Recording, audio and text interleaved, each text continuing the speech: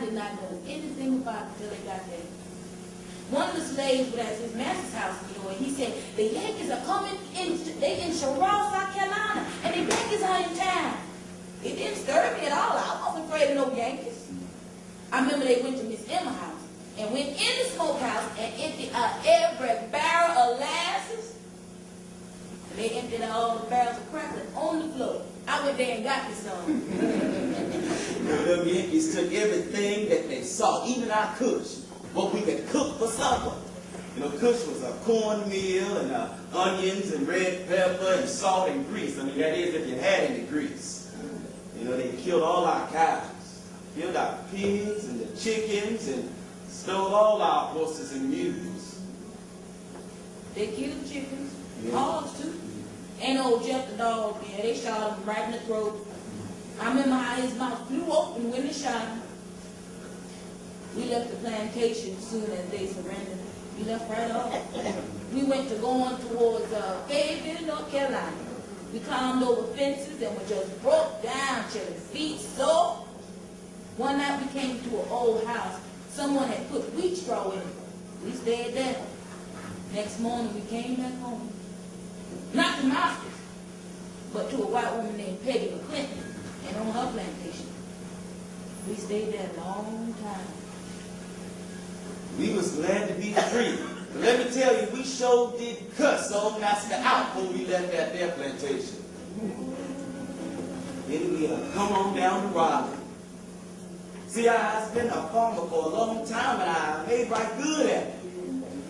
I like white folks, and I mean, they likes me, but I tell you, miss, I'd rather be a nigger any day than to be like my old white folks was.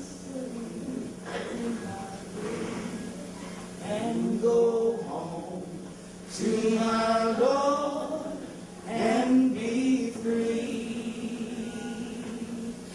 And before I be a slave, I'll be buried in my grave. And go home to my Lord and be free. Even though the slaves had been freed, it was not easy for them to find their places in society. They still were denied many of their rights. They were not able to vote, and they were given curfews. In many circumstances, they were not treated as human beings, and as far as respect, they didn't get any. In the play Mulatto, Robert is disturbed at the fact that he has to show so much respect to rights while he is being treated as if he was nothing. Cora, Robert's mother, is confronting him, pleading with him to be more respectful towards the whites before he gets hurt. Robert is educated and has recently moved back home from up north. He's not scared of white folks. He's not scared like the other black people, and he refuses to be treated as if he was a slave. Sit down, child, right here, and listen to me a minute. All right, Mom.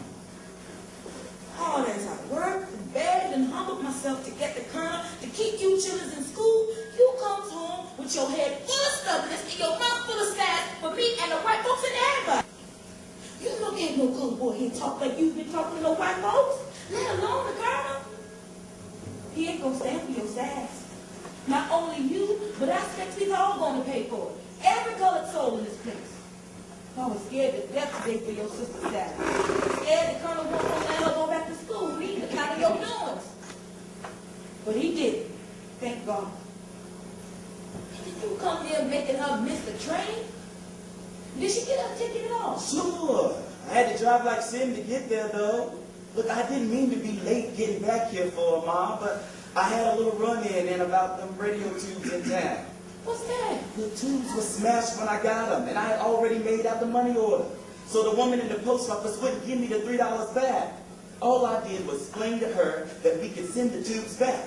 But she got hot because there were 2 or 3 white folks waiting behind me to get stamps, I guess. So she yells at me to move on and not to give her any of my educated nigger talk. So I said, I'm going to finish showing you these tubes before I move on. And then she screamed and called the mail clerk working in the back and told him to throw me out.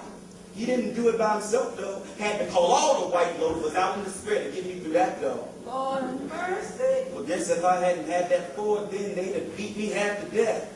But when I saw how many crackers there was, I jumped in that car and I beat it on the way. Thank God for that. Not even a football man like me could tackle all the whole junction. About a dozen colored guys standing around too, and not one of them would help me. Dumb jickaboos. They've been telling me ever since I've been here, you can't argue with white folks, man. You better stay out of this junction. You must ain't got no sense, nigga. You's a fool. Well, maybe I am a fool, Mom, but I didn't want to come back here nohow. Sorry I sent for you. Besides you, there ain't nobody in this county but a lot of evil white folks and cowardly niggas. I'm no nigga anyhow, am I, Mom? I'm half white. The Colonel's my father, the richest man in the county, and I'm not going to take a lot of stuff from nobody if I do stay here. Not from the old man either. Look, he thinks I ought to be out there in the sun working like I belong on some chain gang. Well, he's got another thing coming. I'm a Norwood, not a field hand nigga. You mean you ain't gonna work no more? No! I'm not going to work in no fields. Well, what did he send me to school for? Just to come back here and be his servant? And pick his heels with cotton? He sent you away to school because I asked him and begged him and go down on my knees for him, that's why. And now I just want you to make some see you make some sense if you can. I know, honey, you read in the books and the papers, and you knows a lot more than I do. But child, you was in Georgia, and I don't see how it is you don't know where you's at. This ain't up north. And even up yonder where we hear this so fine, your sister has to pass for white just to get along good. I know it. She ain't working in no hotel kitchen like the Colonel thinks. She's in the office typewriting. And Sally's studying the typewriter too at the school, but your dad don't know it. No, we ain't supposed to be studying nothing but cooking and hard working here in Georgia. That's all I ever done and know about. Been working on this very place all my life, even before I come to live in a big house. When the Colonel's wife died, I come here and born you children. And the Colonel's been real good to me in his way. Let you all sleep in this house with me when you was little and sent you off to school when you growed up. Ain't no white man in this county done what he did for these colored children, as far as I know. But you, Robert, be awful careful. When the Colonel comes back in a few minutes, he wants to talk to you. Talk to him, bright boy.